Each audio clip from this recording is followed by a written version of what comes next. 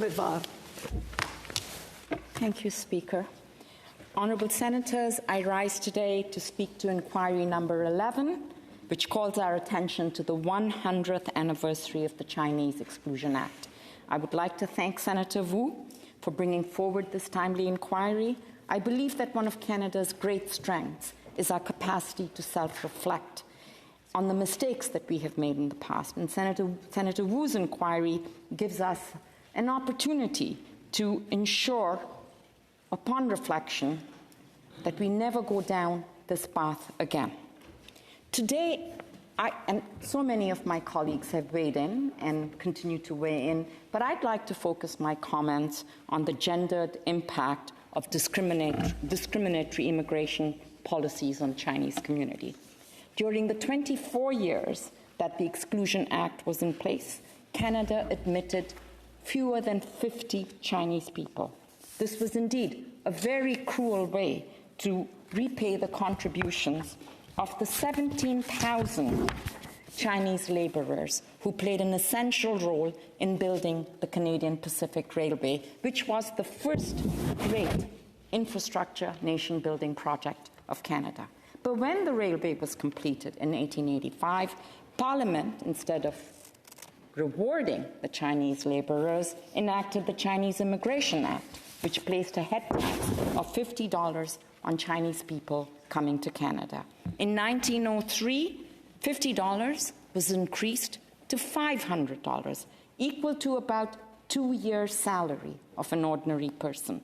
This exorbitant amount meant many Chinese laborers could not afford to bring their wives. So in 1921, it is no surprise that the ratio of Chinese men to women in Canada was 15 to 1. The Chinese Exclusion Act of 1923 ensured that this ratio remained disparate.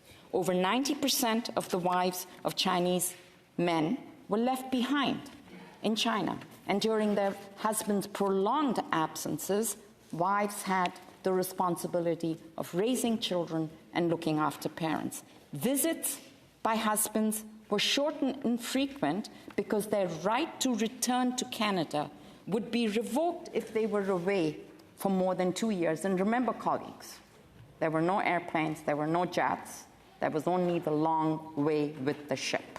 So many children grew up barely knowing their fathers. Canada did not repeal the Exclusion Act until 1947, and when it did, it was replaced by a restrictive, race-based immigration policy, under which only those Chinese who already had a Canadian citizenship were allowed to sponsor their families. So in other words, it was a restrictive measure of a different kind. And the same rules, of course, did not apply to European immigrants. 20 years later, after the point system was adopted, Chinese people finally began to be admitted under the same criteria as other ethnic groups. Wives who succeeded in entering Canada in the 1950s and 60s found their lives fundamentally transformed. Having lived without a spouse for years, they had to deal with readjusting to husbands they barely knew. Many put in long working hours laboring in their husbands' small businesses or took on multiple manual jobs. In the early years of their arrival in Canada, Chinese women found themselves socially isolated and excluded. But it was their daughters and their granddaughters who took up their cause for justice. Chinese Canadian women like Avi Go, Chow Quen Lee, and Susan Eng were instrumental in campaigning for an apology and a redress. As the president of the Toronto chapter of the Chinese Canadian National Council, Avi Go became involved in the campaign in 1989. She was co-counsel in the class action lawsuit seeking redress for the head taxpayers and their families. One of the 3 litigants who led the lawsuit was Chow Quen Lee. Separated from her husband for 14 years because of the act, she was an outspoken activist. Although the lawsuit was ultimately dismissed, it set into motion talks with the government that ended with an official parliamentary apology in 2006. As co-chair of the Ontario Coalition of Chinese Head Taxpayers and Families, Susan Eng convinced Via Rail to sponsor the Redress Express, during which about 100 people boarded a train to Vancouver, from Vancouver to travel to Ottawa to hear the apology. I want to also note the contributions of Dora Knipp, CEO of the Multicultural History Society of Ontario. She comes from a family who helped build the railway and paid the head tax.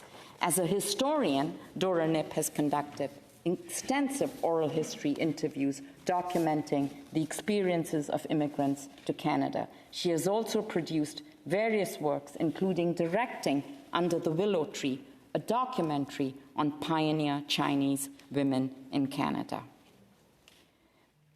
These women fought for justice, and they were ultimately successful, with the government handing out symbolic payments to roughly 400 survivors and widows in 2006. The Exclusion Act and other discriminatory measures had profound and lasting impacts on Chinese women and families. It took until 1981 for the sex ratio in the Chinese Canadian community to equalize.